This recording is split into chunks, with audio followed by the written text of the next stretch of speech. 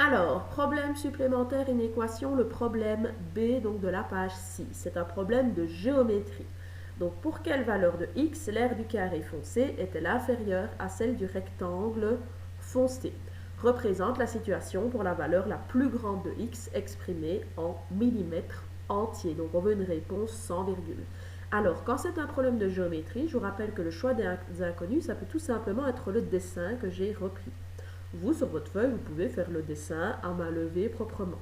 Donc nous avons un grand rectangle de 25 sur 40 mm. Nous avons dans ce grand rectangle un côté x du carré, donc le carré c'est x sur x. Et dans ce rectangle-ci foncé, ce côté-ci, que j'ai mis en rouge, qui est la longueur, c'est évidemment les 40 mm moins la longueur x.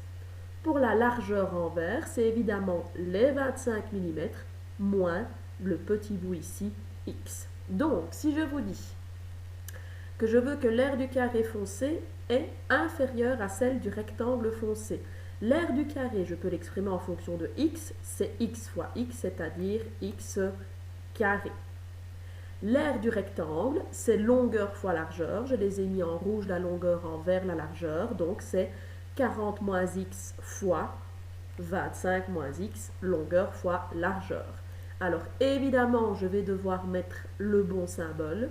Je veux que l'aire du carré foncé soit inférieure à l'aire du rectangle. J'ai donc mis le symbole inférieur. Alors, la résolution de l'équation, enfin de l'inéquation, je vous l'ai déjà faite. Donc, je me retrouve avec x carré plus petit que. Ici, j'ai fait la distributivité double. Donc, 40 fois 25, 1000. 40 fois moins x, moins 40x. Moins x fois 25, moins 25x. Moins x fois moins x. Ça fait plus, attention, x fois x est donc x carré. Bien faire attention à cette distributivité double. Ensuite, je mets tous les x du même côté.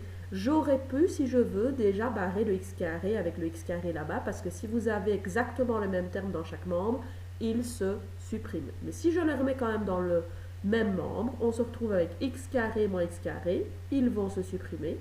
Puis j'ai plus 40x plus 25x plus petit que 1000, ça me fait donc 65x plus petit que 1000. Je vais me retrouver donc avec x qui est plus petit que 1000 divisé en 65. Vous pouvez évidemment prendre la calculatrice. Ça fait que x doit être plus petit que 15,38.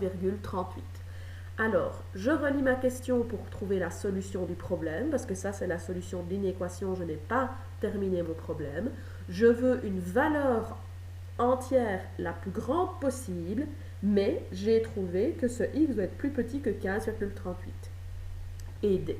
Alors, la valeur la plus grande possible, mais inférieure à 15,38, c'est évidemment 15 ici, millimètres. Donc, voilà la solution de votre problème. Donc, si le x vaut 15 mm, c'est la plus grande valeur possible. Ici, l'aire de mon carré sera plus petite que l'aire de mon rectangle. Les valeurs 14, 13, 12 mm, etc. étaient correctes niveau inéquation, mais selon la question posée, je veux la plus grande possible de ces valeurs et c'est 15 mm.